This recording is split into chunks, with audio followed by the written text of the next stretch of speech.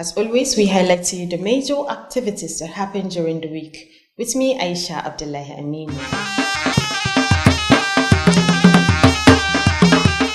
During the week under review, we reported to you that sequel to the training session conducted for heads of 132 health facilities by the Sokoto State Contributory Healthcare Management Agency, the team has embarked on an inspection tour to some primary healthcare centers to see the level of turnout for the validation and revalidation of the vulnerable groups in the state.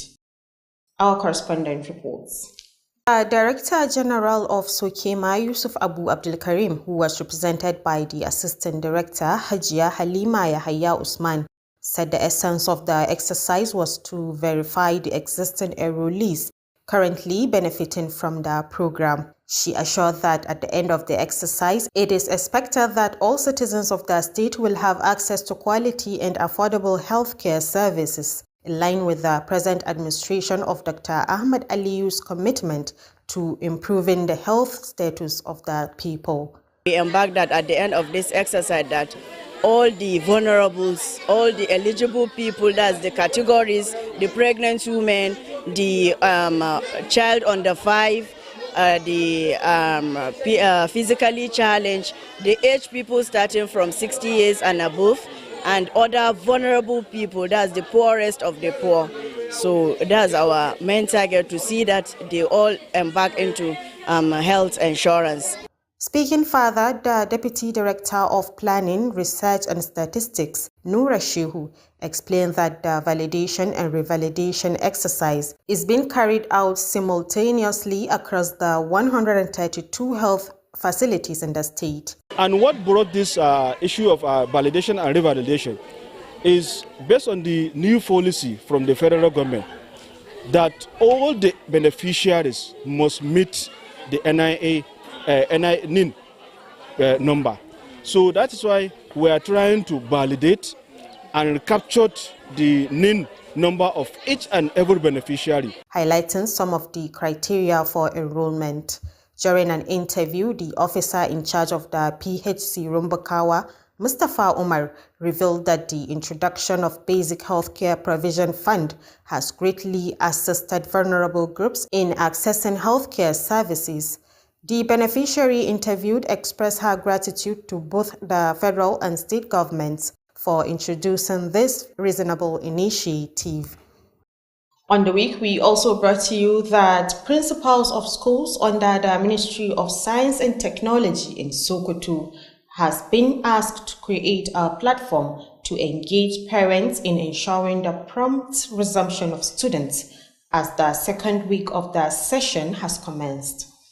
This directive was given by Professor Tahiru Ahmed Sifawa, Commissioner of the Ministry of Science and Technology, Sokoto, during an official visit to Government Girls College, Sokoto. Ibrahim Ahmed Aiken Allah has the rest of the report. During the Commissioner's visit to Government Girls College, Sokoto, he assessed the turnout of students, which he described as not satisfactory. The number of students is just very few. It's not appreciated. So I think we'll call on parents and guardians to be alive to their responsibilities. They should please send back their children to school. Time waits for no one.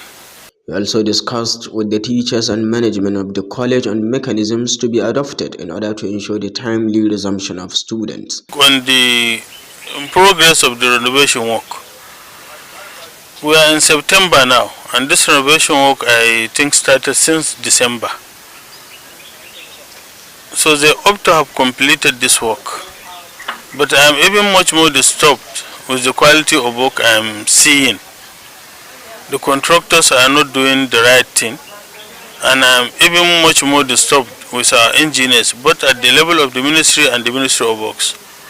They are not doing their work. As part of the visit, he went round the college to inspect the ongoing renovation projects. Earlier, the commissioner was at Sir Ahmad Bello Academy, Sokoto, for a similar assessment. At Nagarta College, Sokoto, Professor Attahiru Ahmad Sifawa observed classroom activities moving smoothly with a commendable turnout of students. During his visit to some classrooms, he rewarded the SS3 mathematics teacher, Malam Suleiman Damana, with a cash prize for making the subject easier for students. He also presented a cash prize to an SS3 student who successfully solved a mathematical equation. The commissioner later monitored the ongoing road construction at Nagarta College, Sokoto. Ibrahim Ahmad Aiken Allah, Alu TV News. During the week, we reported to you that the Sokoto State House of Assembly has called on the state government to establish a primary school in the Sarkin Adar area of Kofar Atik Ward,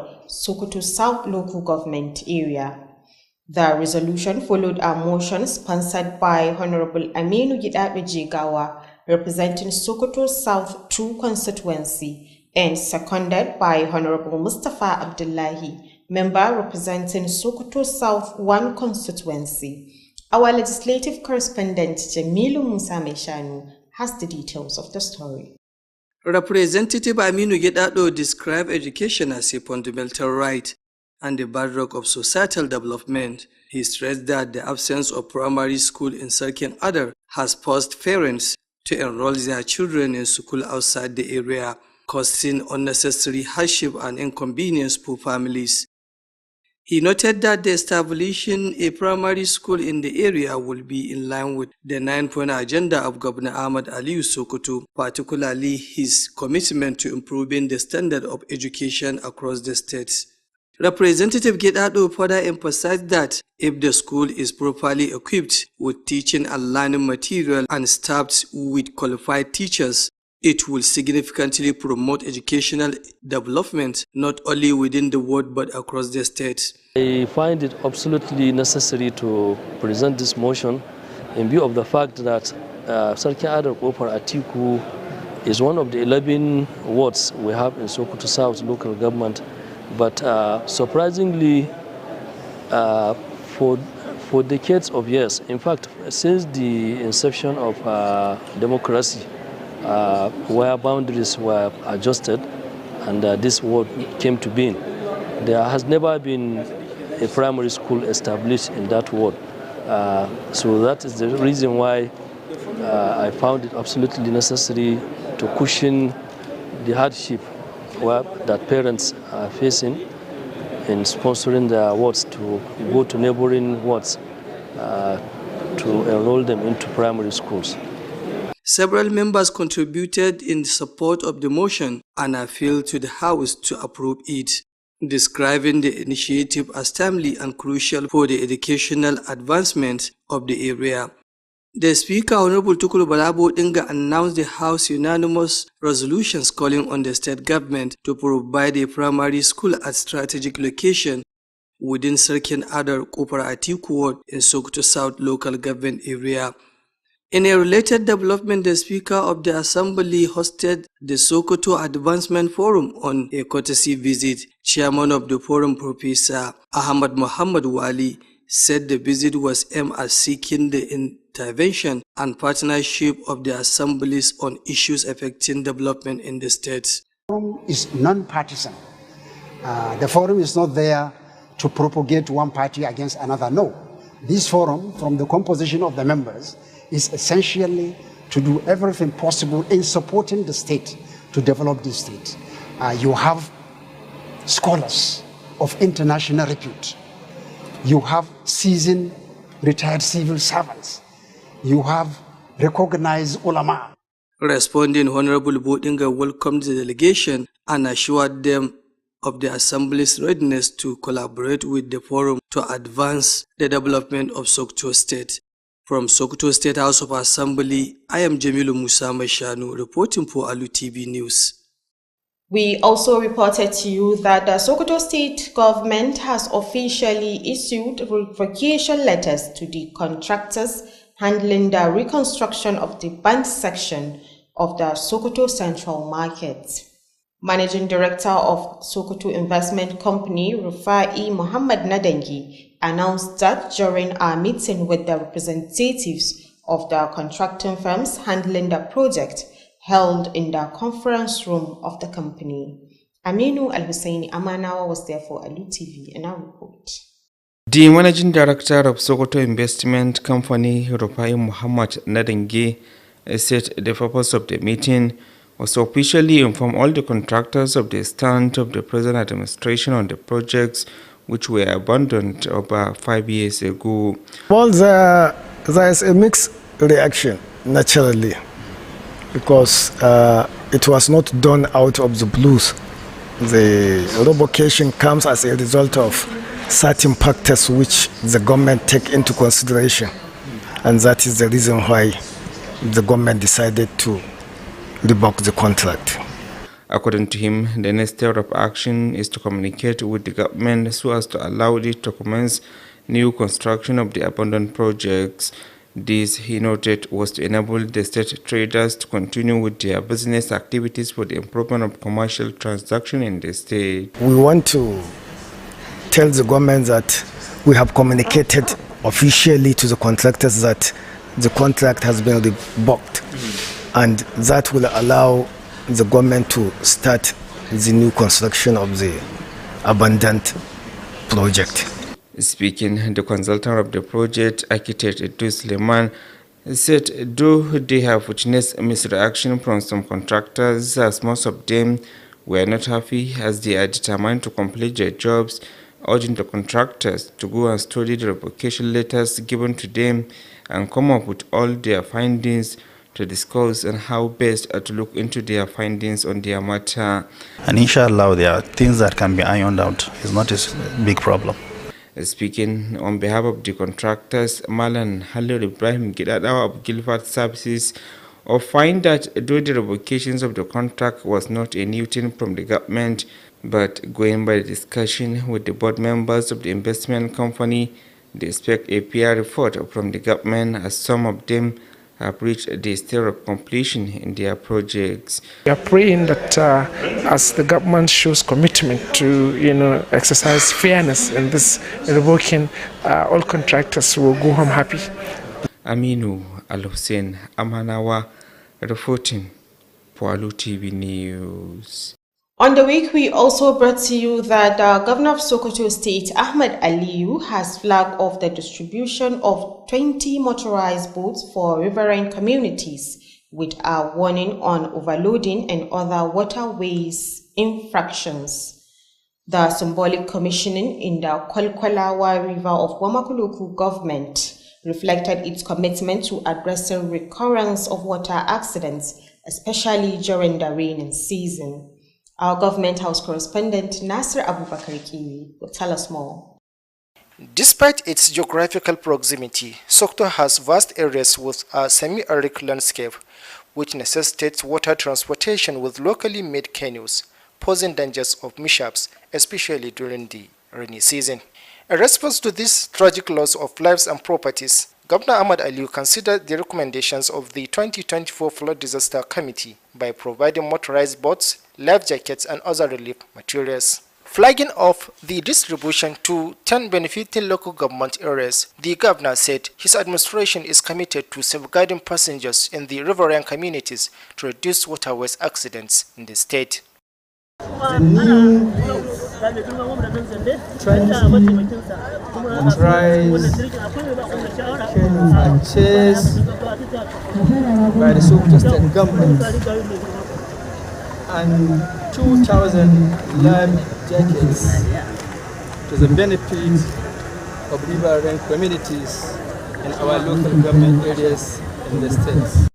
The governor also warned the captains of the machines and the chairman of the benefiting local government against overloading, the main cause of boat capsizing in the process of waterways transportation. In his keynote address, the secretary to the state government, Muhammad Bello Sifawa, said the move is in continuation of the effort of the Ahmed Aliyu-led administration to improve the transport sector with the extension to rural dwellers. Also speaking, the Special Advisor, State Emergency Management Agency SEMA, Aminu Liman Bodenga, described the purchase of the boats as an effort to avert loss of lives, while appreciating Governor Ahmad Aliyu for the provision of 2024 flood disaster relief materials worth over 3 billion naira. The representatives of the Sultan of Sokoto and Sarkin Adar Dundai, Muhammad Bello Yakubu, NEMA, and that of the National Inland Waterways Authority thanked Governor Aliyu for the procurement and other emergency management efforts, describing it as a giant stride towards life-saving, boosting economic activities, and search and rescue in case of any eventuality. The governor and other top officials later boarded the boats for official commissioning. The benefited local government areas include Shagari, Silami, Wurno Raba, Isa, Sabon Birni, and Gwaranyo. Others are Kebe, Tambol, and Wamoko local government areas. Reporting from Government House, Sokoto, I am Nasir Abubakar Keri. However, we also brought to you that the Office of the Special Advisor to Governor of Sokoto State on NGOs and donor agencies has conducted a supervision exercise on some activities of non-governmental organizations operating in the state. During the supervision, the Special Advisor was taken around different facilities as part of the exercise. Ibrahim Ahmed Aikan Allah was there for Alu TV News in our report. Special Advisor Alhaji Abubakar Ahmed Sokoto alongside the Director General and other officials of the agency, including a representative from the Ministry of Health, visited Godaba local government area of the Sokoto state to assess the activities of the Action Against Hunger ACF, one of the development partners working across the northwestern states, particularly in Sokoto state.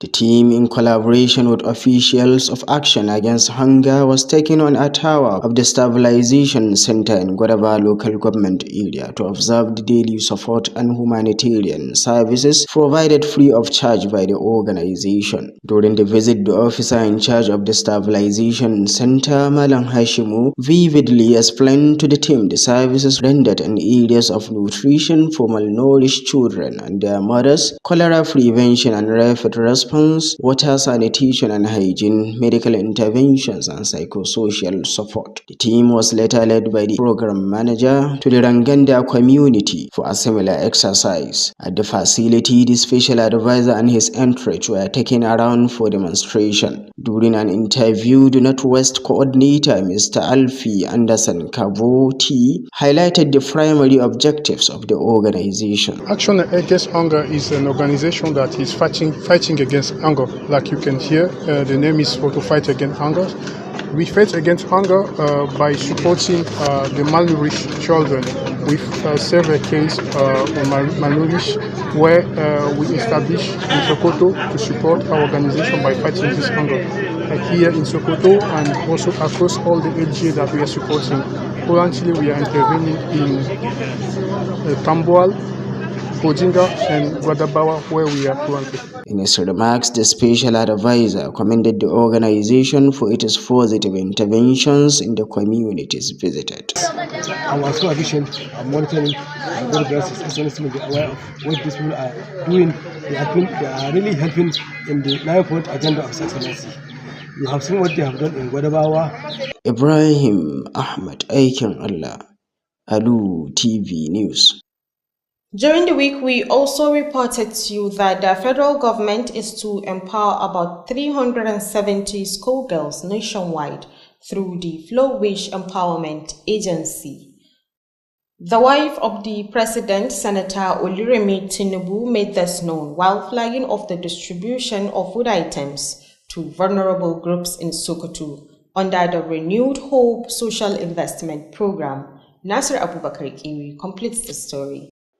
The First Lady, who was represented by the wife of Vice President Nana Kashim Shettima, said the Confidence Motivation Program is aimed at keeping the adolescent girls in schools while in their menstrual period. These and many more empowerment programs, according to Senator Tinubu, were aimed at touching the lives of the vulnerables as part of the Renewed Hope agenda. To the glory of God and to the benefit of the selected beneficiaries, I hand over the food items to First Lady of Sokoto State and the Renewed Hope Initiative State Coordinator for onward distribution. God bless Sokoto State and God bless the Federal Republic of Nigeria. She commended the Sokoto state government for complementing the initiative with an additional package, which according to her demonstrated its commitment to the welfare of the people of the state. Speaking earlier, Governor Ahmad Aliyu, who was represented by his deputy, Engineer Idris Muhammad Kotir, says the state government placed a top priority on empowerment since its inception a couple of years ago. Train thousands of youth and women in different skills, provide them with working tools, and offer set-up capital and enable them to become self-reliant and even employers of labor. In addition, we have rolled out several palliative support measures for vulnerable groups, the physical challenged and the needy, as part of our modest effort to cushion the effort of the fuel subsidy removal. He also thanked President Bola Tinubu for his commitment to the welfare of Nigerians since fuel subsidy removal, while reiterating overwhelming support for the success of his administration. He also thanked the two donors of the initiative, Abdulsamad Isaac Rabiu, an anonymous foundation who provides trucks of food items every 2 months for distribution to 17 states captured in the program. In her keynote address, the State First Lady, Hajia Fatima Ahmed Aliyu, said Sokoto had benefited from several renewed hope initiatives since 2023. Hajia Fatima, who doubles as the state coordinator of the program, said the state government gave a boost by increasing the palliatives, which includes 1,500 bags of maize and millet and 1,200 bags of rice, in addition to 10,000 naira for transport fares to each beneficiary. Then is another clear testimony of the commitment of our dear mother, the First Lady of the nation, Senator Oluremi Tinubu, to the welfare of Nigerians, particularly the most vulnerable groups. This food outreach is indeed noble and timely, aimed at alleviating the hardship faced by many families. The representatives of the Sultan of Sokoto, Alhaji Rilwanu Bello, and Abdulsamad Isaac Rabiu Foundation acknowledged the effort of the state government to supporting elderly, disabled and other vulnerables, and urged them for judicious utilization of the materials. Highlight of the event was the cultural performance by the Sokoto Cultural Troupe and other performers at the event. Reporting from Government House Sokoto, I am Nasir Abubakar Kiri. During the week, we also brought to you that the wife of Nigerian President Senator Oluremi Tinubu, represented by the wife of the Vice President Hajia Nana Kashim Shettima, said Bayelsa, Borno and Abia states will be the next benefiting state of the food support scheme. This was stated during the flag-off of the distribution of food and cash support to persons with disabilities and vulnerable groups in Sokoto State under the Renewed Hope Initiative. The report. The First Lady, Senator Oluremi Tinubu, was represented by the wife of the Vice President Hajia Nana Kashim Shettima, who stated that the initiative has provided food items to persons with disabilities and other vulnerable groups in Sokoto State under the Renewed Hope Initiative. She announced that Bayelsa, Borno and Abia states will be the next beneficiaries of the program. Senator Remi also appreciated the support of Abdulsamad Isaac Rabiu Foundation and other anonymous partners for their contributions to the initiative. We plan to launch more economic empowerment programs later this year, aimed at supporting the elderly and persons with disabilities across the country. Our goal at Renewed Hope Initiative is to complement the Renewed Hope agenda of the administration of His Excellency President Bola Ahmed Tinubu GCFR, which aims to support all Nigerians. She further commended the effort of the Sokoto State Coordinator of Renewed Hope Initiative, Hajia Fatima Ahmed Aliyu, for ensuring a successful exercise.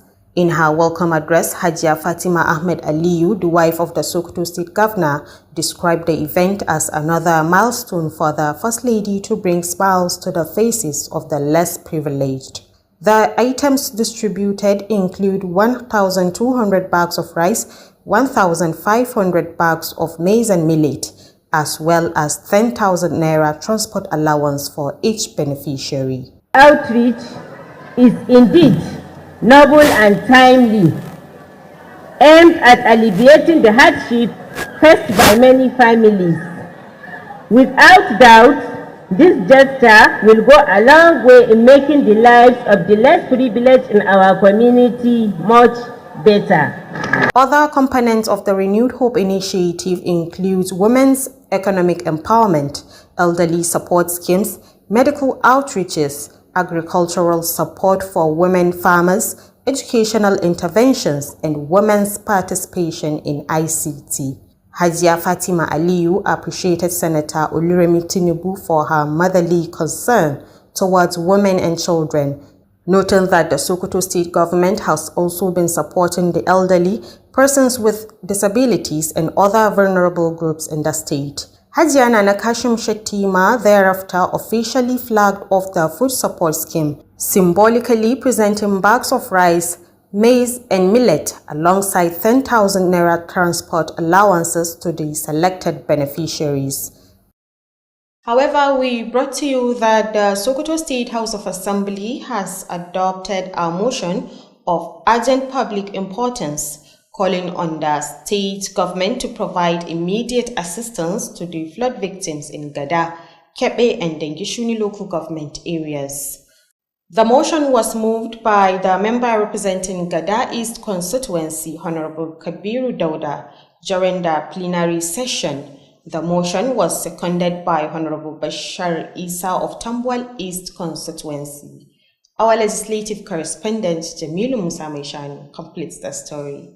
Explaining the motion, Honorable Kabiru lamented that heavy rainfall had destroyed several houses and submerged farmlands in a number of Gada communities, leaving many residents stranded. To present the matters of urgent public importance on the flood disaster in Gada local government area of Sokoto State, Kebe local government area of Sokoto State, and Dangishuni local government area of Sokoto State. In their separate contribution, Honorable Sama'ila Amisukuchi Kebe and Honorable Siraju Muhammad Shuni Dangishuni highlighted that many families have lost both their homes and source of livelihood as a result of the flood disaster. Also speaking in support, Honorable Mustafa Abdullahi Sokoto South 1 stressed the urgent need for government intervention. The local government area resulted in significant damage to properties, displacement of persons, widespread destruction affecting homes and infrastructures. Mr. Speaker, the affected communities include Ashi, Lekenuti, Koku, Yoko, Karle, Kebe, Umbutu, Umbushi, Kawara, Kalma, Akuchi, among others places. Due to the flooding, I am therefore appealing that this Honorable House shall include them in the prayer so that urgent relief and the long-term solutions can be extended to them as well as the community. Following Voice Board, Speaker of the House, Honorable Tukur Balabo Inga, announced that the House had unanimously resolved to call on the state government and relevant agencies to swiftly come to the aid of the affected communities. In a related development, the Assembly resolved to summon the contractor handling the reconstruction of the 38-kilometer road linking several villages in Gada and Ilela local government areas, along with the supervising ministry, to appear before the House. The decision followed a motion moved by Honorable Awesu M. Aliyu, Gada West, and seconded by Honorable Tukur Umar Binji. From Sokoto State House of Assembly, I am Jamilu Musa Maishanu, Alu TV News. Well, thank you, Jamilu. And with that, we've come to the end of this week's weekly news reviews. On behalf of the news producer and production team, I am Aisha Abdullahi Aminu saying stay tuned for the House of Action coming up shortly. Thank you for watching.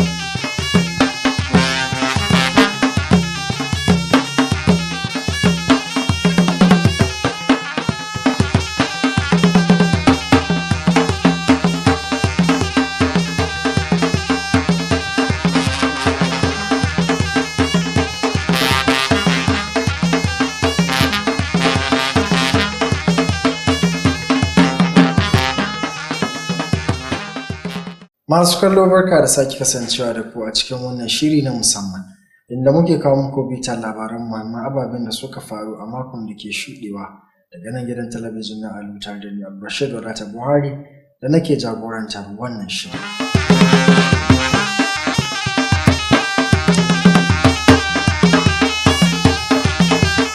So a wannan makon ma mun labarta muku cewa biyo bayan kammala horon nan zuwa ga shugabannin da ke kula da cibiyoyin kiwon lafiya 132 a jihar Sokoto, hukumar nan mai kula da kuɗin karo-karo na kula da kiwon lafiya ta jihar Sokoto ta kai ziyarar ganewa idonta inda aikin rajistar marasa ƙarfi ke gudana a jihar Sokoto. Wakiliyar mu a ɓangaren lafiya Aisha Abdullahi Aminu ta kasance tare da ayarin ka kuma da cikin rahoto. Darakta Janar na Hukumar Harhaɗa Kuɗaɗen Tallafin Kula da Lafiya wato Sukema Yusuf Abu Abdulkarim, wanda mataimakiyar Darakta Hajiya Halima Yahaya Usman ta wakilta, ta bayyana cewa manufar wannan aikin shine domin tantance masu rajista da ke amfana da shirin a halin yanzu. Ta tabbatar da cewa zuwa ƙarshen aikin ana sa ran dukkan 'yan jiha za su samu damar yin amfani da ingantacciyar kiwon lafiya mai sauƙi. Wanda wannan manufar ta yi daidai da ƙudurin gwamnatin Dr. Ahmad Aliyu na inganta lafiyar al'umma. Ready mun ma wayannan mutanen rajista, suna da rajista da mu, so yanzu lokaci yayi da za a revalidation a tantance cewa su wayanga mutanen do za a samu wasu sun bari sun yi hijira daga wata unguwa zuwa wata unguwa, wasu sun mutu, wasu kuma sun wuce wannan shirin. Kamar mace mai ciki idan ta haihu to ta haita wannan shirin, yaronta da ta haifa shi za mu sawa. A bayaninsa, mataimakin daraktan tsare-tsare, bincike da ƙididdiga Nura Shehu ya bayyana cewa aikin tantancewar yana gudana ne a lokaci guda a dukkan cibiyoyin kiwon lafiya 132 da ke faɗin jihar, inda ya yi ƙarin bayani na wasu daga cikin sharuɗan rajistar. Wannan shirin mun samu canji ne tun daga gwamnatin tarayya, kasancewa cewa dole ya kasance duk wanda zai shigo a cikin wannan shiri ya zamanto yana da wasu nambobi wanda ake kira NIN. Dole ya kasance kowane beneficiary ɗin da gare mu sai ya samu wannan NIN ɗin. So shi yasa sai ya zamanto mun samu sabuwar doka da cewa mu sake dawowa mu tantance ainihin waɗanda a cikin wannan shiri. Sannan kuma mu tabbata cewa duk wanda za a sawa sai yana da NIN number sannan za a sa shi.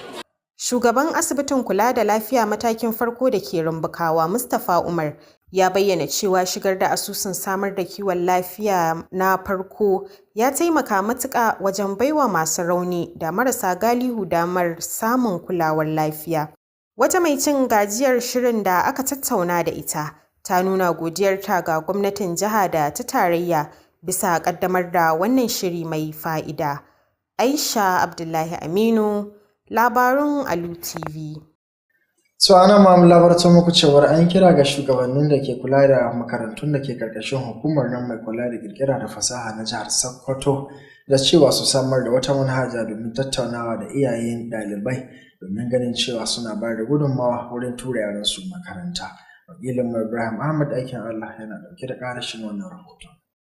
Lokacin da kwamishinan ya ziyarci kwalejin 'yan mata ta GGC Sokoto ya duba yanayin dawowar ɗalibai inda ya bayyana cewa ya kamata a ce adadin ɗaliban ya fi haka. Haka kuma ya tattauna da malamai da shugabannin makarantar kan hanyoyin da za a bi domin tabbatar da cewa ɗalibai suna komawa makaranta a kan lokaci. Mun shigo sati na biyu na wanga term din, wanga zangon karatun na farko na wanga shekara, kuma har yanzu yawan yaran da sun ka dawo abin baya da kyawun gani. Yaran ba su dawo da ya kamata ba.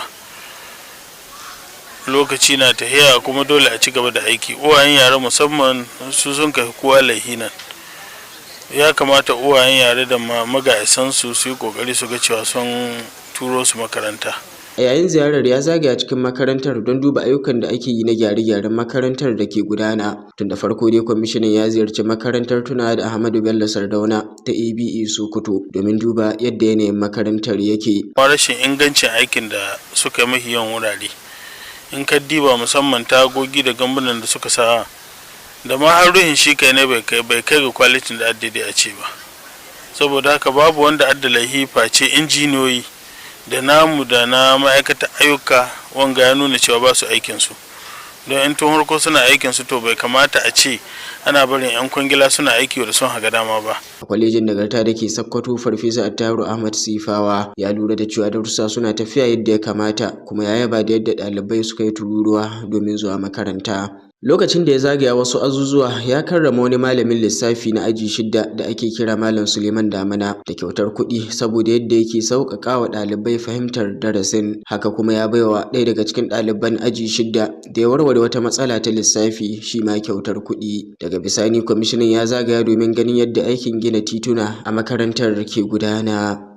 Ibrahim Ahmad aikin Allah, labaran Alu TV. To anan ma mun labarta muku cewar Majalisar Dokokin Jihar Sokoto ta kira ga bangaren zartarwa na gwamnatin jihar da cewa ta samar da makarantar firamare a mazaɓar Sarkin Adar Kofar Atiku da ke jihar Sokoto. Wakilin mu na zauren Majalisar Dokoki Jamil Musa Mashanu yana ɗauke da ƙarashin wannan rahoton. Ɗan majalisa Aminu Gidado ya bayyana ilimi a matsayin hakkin kowane ɗan adam da kuma ginshiƙin cigaban al'umma. Ya jaddada cewa rashin makarantar firamare a unguwar Sarkin Adar ya tilasta iyaye su rika tura 'ya'yansu zuwa makarantu a wajen yankin, lamarin da ke jefa su cikin wahala da ƙarin ƙalubale. Ya ce kafa makarantar firamare a yankin ya yi daidai da manufar ƙudurin gwamna Ahmad Aliyu, musamman alƙawarin da ya ɗauka na inganta harkar ilimi a faɗin jihar. Ɗan majalisar ya ƙara da cewa idan aka samar da kayan koyarwa da kayan karatu tare da ɗaukar malamai ƙwararru, makarantar za ta taka muhimmiyar rawa wajen haɓaka ilimi ba kawai a mazaɓar ba har ma da duk faɗin jihar. Local government ɗina ta Sokoto South, amma cikin ikon Allah tun lokacin da aka ƙirƙiro wards a local government na Sokoto South, Allah bai taɓa ƙaddara aka samu primary school cikin wannan ward ba. Amma duka ward 11 da suke cikin Sokoto South, ita kaɗai ce ba ta da primary school ko secondary school da secondary school. So therefore zaman da muke yi na tattaunawa da jagororin mazaɓar da kuma iyayen yara da nake jin koke-kokensu yana ɗaya daga cikin dalilan da ya sa na kawo wannan koke a zauren majalisa domin a nemi gwamnatin jiha ta gina primary school a cikin wannan mazaɓa ta Sarkin Adar Kofa Atiku. 'Yan majalisa da dama sun bayar da gudunmuwa wajen goyon bayan ƙudurin, inda suka roƙi majalisar ta amince da shi. Suna mai bayyana wannan yunkurin a matsayin mai muhimmanci da dacewa wajen ci gaban ilimi a yankin. Kakakin majalisa Honorable Tukur Balabo Dinga ya sanar da matsayar majalisar na kira ga gwamnatin jiha da ta samar da makarantar firamare a wurin da ya dace a unguwar Sarkin Adar Kofar Atiku a ƙaramar hukumar Sokoto ta Kudu. A wani labari mai nasaba da wannan, kakakin majalisar ya karbi tawagar Sokoto Advancement Forum a ziyarar ban girma. Shugaban kungiyar Farfesa Ahmad Muhammad Wali ya ce manufar ziyarar ita ce neman haɗin kan majalisa kan batutuwan da suka shafi ci gaban jihar. Su suka tsaya suka yi nazari, manyan shaharan malamai, na ya kamata a kafa wannan kungiya, babu irin ta Sokoto yanzu. Wasu suna ganin ma shekaru 20 ko 30 da suka wuce ya kamata da irinsu a irin wannan, saboda ba NGO ba ce guda, a'a kamar yadda nace mutane ne da aka hada malamai da 'yan kasuwa da manoma manya-manya duka don a ci gaba a al'umma. A yayin da yake mayar da martani, Honorable Bodinga ya yi maraba da tawagar tare da tabbatar da shirye-shiryen majalisar na yin aiki tare da kungiyar domin ci gaban jihar. Daga Majalisar Dokokin Jihar Sokoto, Jamilu Musa Mai Shanu, labaran Alu TV. To a nan ma mun labarta muku cewar gwamnatin jihar Sokoto ta aike da takardar soke kwangila zuwa ga kamfanin da ke kula da kwangilar gyaran inda ya kone na babbar kasuwar jihar Sokoto. Wakilinmu Aminu Hussein Amanawa yana dauke da karashin wannan rahoton. Babban daraktan manajan kamfanin jihar ta Sokoto mai kula da kamfuna masu saka jari Rufa'i Muhammad na Dange ya bayyana cewa an kira taron ne da manufar sanarwa dukkanin 'yan kwangila matsayin gwamnati dangane da wannan aikin wanda aka riga aka yi watsi da shi kusan shekaru 5 da suka gabata. Wannan taron mun kira shi don mu shaida ma 'yan kwangila cewa gwamnatin jiha a ƙarƙashin mai girma gwamnan jihar Sokoto Dr. Ahmed Aliyu Sokoto cewa saboda an watsar da aikin kuma wasu sun yi shi zuwa wani yanayi, don haka ba su cika alkawalin da aka yi da su ba, don haka gwamnati ta soke waɗannan kwangiloli da ta bayan na gina shagunan da suka kone a kasuwa. A cewar sa daunan ɗaukar mataki a yanzu za su yi kokari na sanarwa gwamnati da matsayar da aka kai na ganin cewa an samu damar ci gaba da gudanar da ayyukan babbar kasuwar ta Sokoto. Wannan kuwa cewar sa ba makawa zai taimaka na ganin an farfado da harkokin kasuwanci a jihar nan ta daular Usmaniya. Da yake magantawa jami'in da ke kula da aikin architect Ibrahim Suleiman ya bayyana cewa duk da yake an samu mabambantan ra'ayi a lokacin wannan tattaunawar, amma dai suna bayyana bukatar da ke akwai ga dukkanin 'yan kwangila da su je su nazarci takardun da aka gabatar musu tare da fitowa da dukkanin wasu shaidu ko bayanai da su taimaka a kai ga cimma matsaya. mun za ba su wasiƙu, aka ba su wasiƙu suka karanta za su je su dawo da ƙorafe-ƙorafen su sa sake zama, idan aka zauna za a cimma matsaya akan abubuwan da ƙorafe-ƙorafen su in Allah ya yarda. Da yake magantawa a madadin sauran 'yan kungilar da ke gudanar da ayyukan, Malam Halilu Ibrahim na kamfanin Gilford Services ya bayyana cewa dakatar da kwangila ko karbe kwangila ko da yake ba shine karo na farko ba ga gwamnati, amma dai za su ci gaba da tattaunawa na ganin cewa an cimma matsaya domin samun nasarar da aka sanya a gaba. Tattauna da muka yi kuma bisa zancen gaskiya muna da fahimtar cewa ainihin bisa ga tsari da gwamnati ta gabatar mana za a yi ma kowa adalci. Ƙarshen rahoton kenan. Aminu Alhussein Amanawa, labarun Alu TV.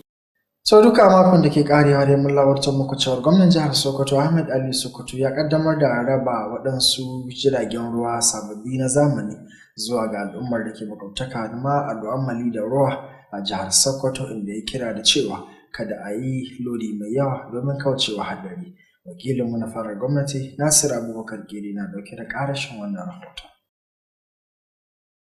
Duk da kasantuwar jihar Sokoto da yankuna da ke da ɗimbin filayen tudu, tana da kuma wasu yankuna da ke gabar ruwa wanda ya tilasta sufurin jiragen ruwa musamman a lokacin damina, inda ake gudanar da wannan sufuri da kwale-kwale kirar gida domin ɗaukar matakin shawukan rasa rayuka da kadarori da ake fama da shi ta wannan hanyar sufuri. Gwamna Ahmad Aliyu ya amince da shawarwarin kwamitin ambaliyar ruwa na shekarar bara, wanda ya ba da shawarar siyo kwale-kwale da rigunan kariya da ma sauran kayayyakin ba da tallafi ga jama'ar da ibtila'in ambaliyar rutsa da su. Da yake kaddamar da rabon kwale-kwalen ga yankunan ƙananan hukumomi 10 da ke jihar nan, gwamna Aliyu ya ce gwamnatinsa ta dukufa wurin kare fasinjojin da ke a garuruwan da ke gabar ruwa domin rage haɗuran da ake samu ta wannan hanyar.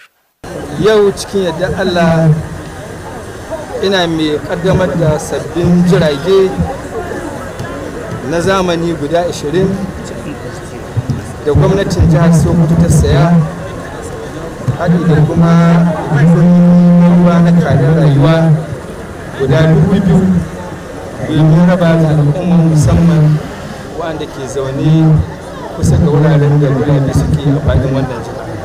Da suna Allah mai jin ƙai mai rahama. Haka zalika gwamnan ya yi gargaɗi ga direbobin waɗannan kwale-kwale da ma shugabannin ƙananan hukumomin yankunan akan lodi fiye da kima, wanda shine babban umul haba'isi na janyo haɗura yayin sufurin jiragen ruwa. A jawabinsa a wurin bikin, sakataren gwamnatin jiha Muhammadu Bello Sifawa ya bayyana wannan matakin a zaman ci gaba da yunkurin haɓaka sufuri a jihar nan, wanda yanzu aka faɗaɗa zuwa ga yankunan karkara. Shi ma da yake nasa jawabi, mai baiwa gwamna shawara kan hukumar bada agajin gaggawa ta jihar Sema, Aminu Liman Bodinga, ya bayyana siyo waɗannan kwale-kwale masu injin a zaman wani mataki na rage hasarar rayuka, tare da yaba gwamna Ahmad Aliyu akan ware zunzurutun kuɗi fiye da naira biliyan 3 domin samar da kayan tallafi na ambaliyar ruwan da aka fuskanta. Da suke jawabi a gaban taron, wakilin mai alfarma sarkin musulmi kana sarkin adar na Dundayi Muhammad Bello Yakubu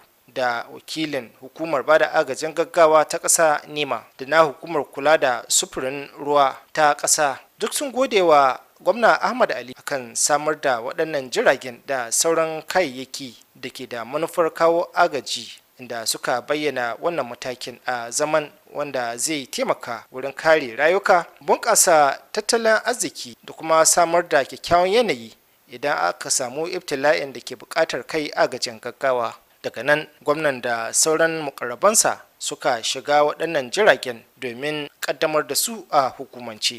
Ƙananan hukumomin da suka amfana da waɗannan jiragen su ne Shagari, Silame, Wurno, Raba, Isa, Sabon Birni da Gwaranyo. Sauran su ne Kebe, Tambol da kuma Wamaku. Ƙarshen wannan rahoton kenan. Nasir Abubakar Keri daga fadar gwamnatin jihar Sokoto.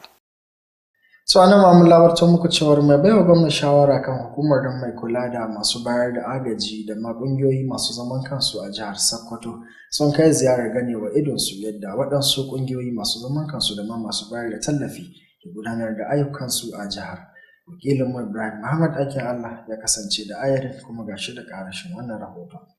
Mai ba gwamnan jihar Sokoto shawara akan kungiyoyin da ba na gwamnati ba, Alhaji Abubakar Ahmed Sokoto, tare da babban darakta da sauran jami'an hukumar ciki har da wakili daga ma'aikatar lafiya, sun kai ziyara a karamar hukumar Gwadabawa ta jihar Sokoto domin tantance ayyukan kungiyar nan mai suna Action Against Hunger ACF, wadda ke ayyuka a jihohin Arewa maso yamma musamman a jihar Sokoto. Tawagar tare da haɗin gwiwar jami'an Action Against Hunger sun zagaya a cibiyar kula da marasa lafiya wato Stabilization Center da ke Gwadabawa domin duba yadda ayyukan jin kai na kungiyar ke gudana. Yayin ziyarar, jami'in da ke kula da cibiyar Malam Hashimu ya yi bayani dalla-dalla ga tawagar kan ayyukan da ake gudanarwa, wanda suka hada da kula da abinci mai gina jiki ga yara marasa lafiya da iyayensu mata. Haka kuma tare da hana yaduwar cutar amai da gudanawa da hanzarta ba da agaji idan ta faru, samar da ruwa masu tsafta da muhalli mai kyau, kulawar lafiya da dai sauransu. Daga bisani, jami'in da ke kula da shirye-shirye na ACF ya jagoranci tawagar zuwa garin Rangan domin gudanar da irin wannan ziyara. Da yake magantawa, coordinator ACF na Arewa maso yamma Mr. Alfi Anderson Kabuti ya yi bayani akan ayyukan kungiyar. A jawabinsa, mai ba gwamnan jihar Sokoto shawara akan kungiyoyin da ba na gwamnati ba, Abubakar Ahmed Sokoto, ya ba kungiyar bisa irin gudunmuwar da take bayarwa a cikin al'ummomin da aka kai ziyara.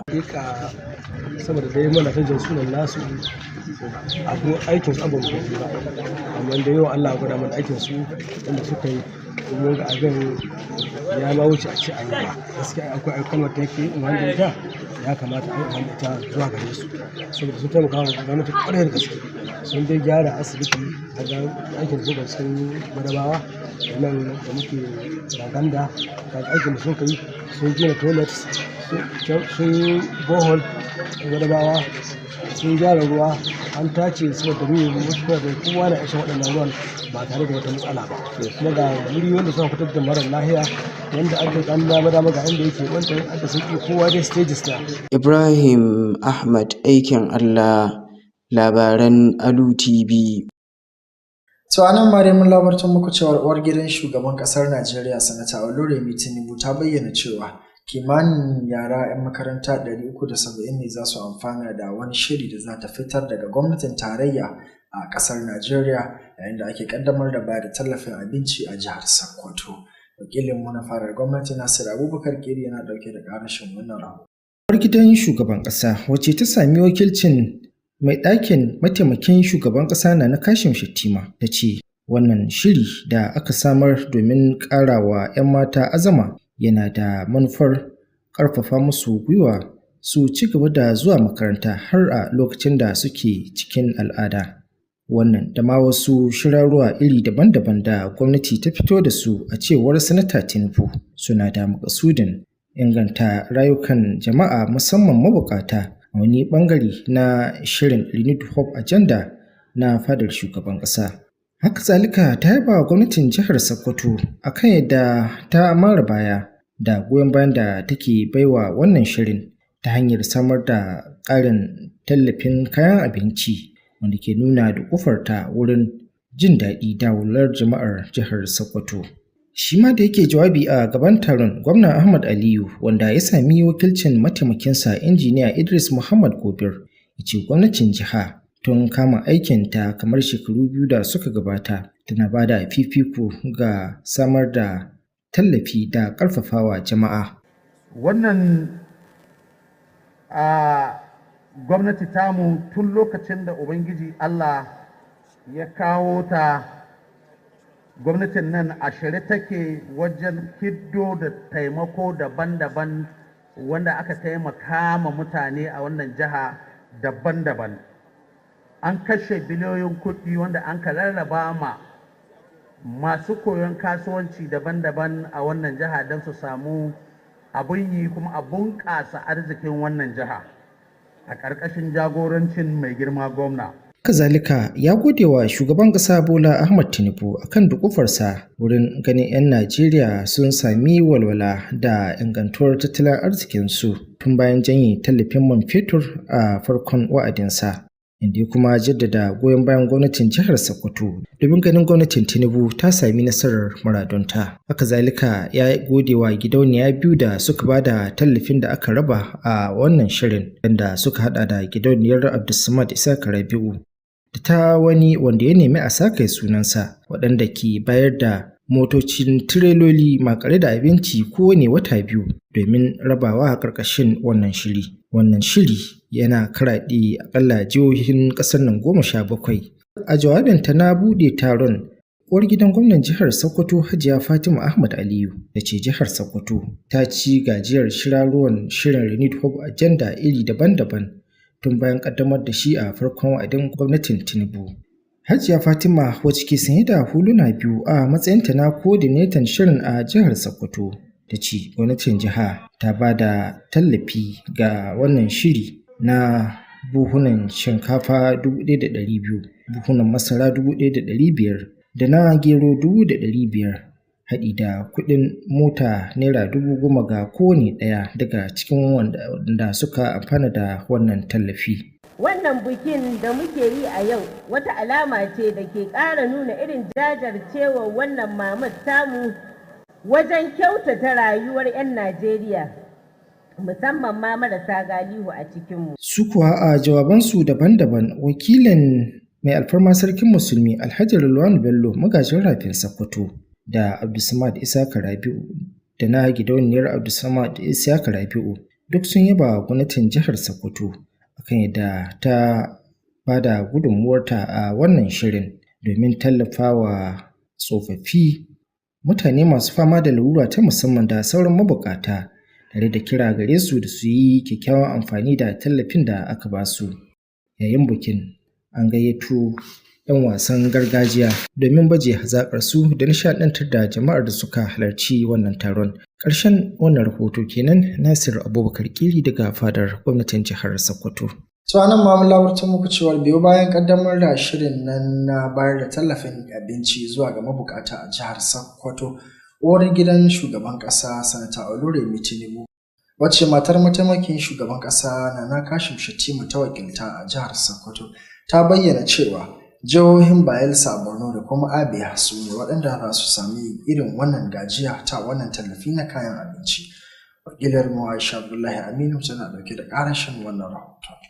Mai ɗakin shugaban ƙasa Sanata Oluremi Tinubu, wacce ta samu wakilcin mai ɗakin mataimakin shugaban ƙasa Hajiya Nana Kashim Shettima, ta bayyana cewa shirin ya raba kayan abinci ga masu lalura ta musamman da wasu al'umma mabukata a jihar Sokoto a ƙarƙashin shirin sabunta fata.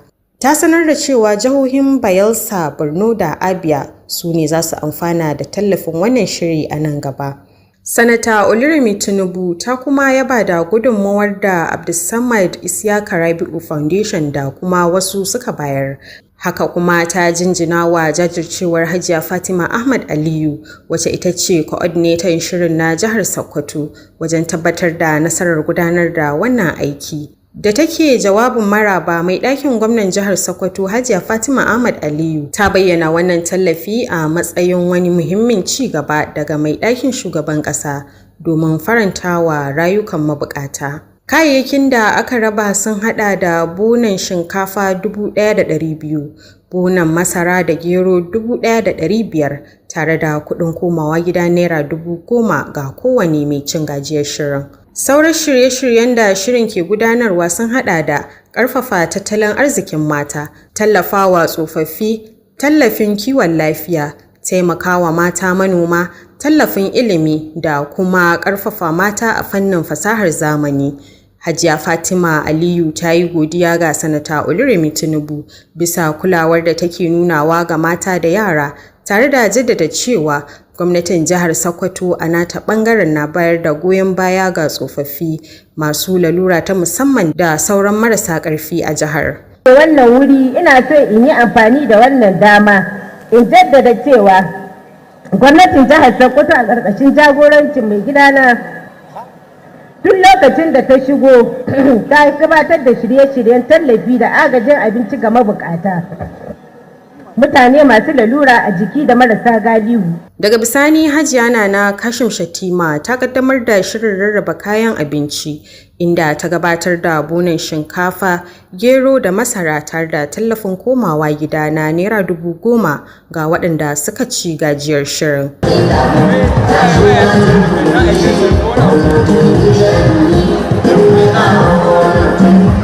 Aisha Abdullahi Aminu, labarun Alu Tv. To idan muka sake waiwaya a zauren majalisar dokoki kuwa mun labarta muku cewa majalisar dokokin jihar Sokoto ta kira ga gwamnatin jihar da ta samar da kayan rage da raɗaɗi zuwa ga al'ummar da ambaliyar ruwa ta shafa a ƙananan hukumomin Gada da Kebbi da ma Dingishuni a jihar Sokoto.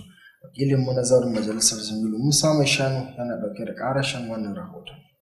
Yayin bayani kan ƙudurin ɗan majalisa Honorable Kabiru ya bayyana damuwarsa cewar ruwan sama kama da bakin ƙwarya ya lalata gidaje da dama tare da nutsar da gonakin wasu ƙauyukan Gada, lamarin da ya bar mazauna da dama cikin halin kunci. A cikin gudunmuwar da suka bayar, Honorable Sama'ila Hamisu Kuci na Kebe da Honorable Siraju Muhammad Shuni na Dange Shuni sun jaddada cewa iyalai da dama sun rasa gidajensu da hanyoyin samun abin dogaro na rayuwa sakamakon ambaliyar ruwan. Shi ma da yake goyon bayan kudirin, Honorable Mustapha Abdullahi na Sokoto ta Kudu na ɗaya ya jaddada buƙatar gaggawar ɗaukar matakin gwamnatin jihar. Wasu hasashe sun yi hasashen cewa lallai za a samu ambaliyar ruwa a wasu wurare da dama, to wannan kuma sai ta shahi ƙaramar hukumar mulkin Kebbi, wanda yake ruwan sama da na ƙasa sun zagaya cikin gonaki da kuma gidaje, wanda yake sun yi gagarumar ɓanna ga jama'a ƙaramar hukumar mulkin Kebbi, saƙo da birni da ƙauye.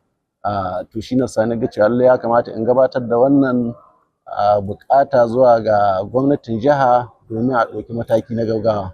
Dalilin da yasa na gabatar da wannan korafin gaban majalisa saboda yanayin da na ga al'ummata sun shiga na wanda ambaliyar ruwan nan shi ya kawo shi, musamman ga wasu shiyoyi cikin Dambuwa da kuma cikin garin Shuni, wanda ya kama da bakin masallacin Juma'a na Sheikh Jafar Adam da kuma gidajen da annan laƙe ko kuma makwataka da masallacin hadda store ɗinmu da muka aje kaya na lokar game, duka wurin dai da gidajen da komai ruwa sun tattaru. Bayan tattaunawa akan ƙudurin, kakakin majalisar Honorable Tukur Bala Bodinga ya sanar da cewa majalisar ta yanke shawarar kira ga gwamnatin jiha da hukumomin da abin ya shafa da su gaggauta kai ɗauki ga al'ummomi da lamarin ya shafa.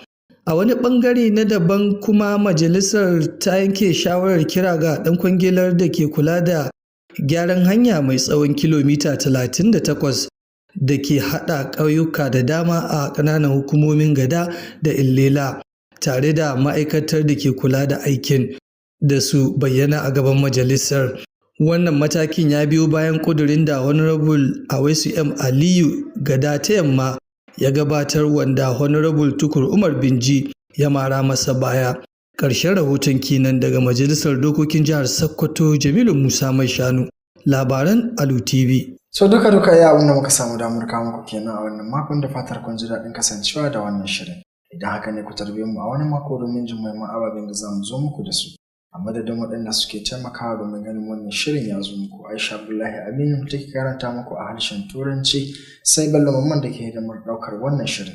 Jamilu Musa Mai Shanu mai hidimar tacewa da mahaɗa wannan shirin. Ni Abdulrashid Wadata Buhari nake cewa mu kasance wani mako idan Allah ya kai mu. Ma'assalam.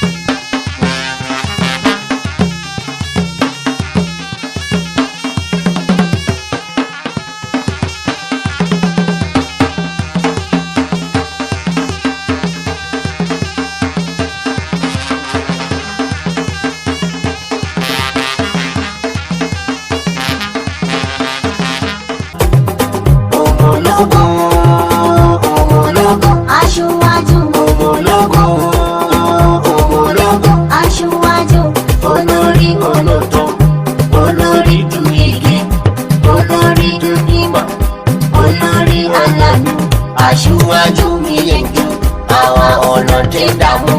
Aṣíwájú dùlù ṣe, ọlọ́tẹ̀ níṣẹ́ dùyẹ. Ìwé àwọn ọlọ́tẹ̀, ìwé àwọn àṣebàjẹ́, ìwé àwọn ẹlẹ́jẹ̀. Well, mine is just to say welcome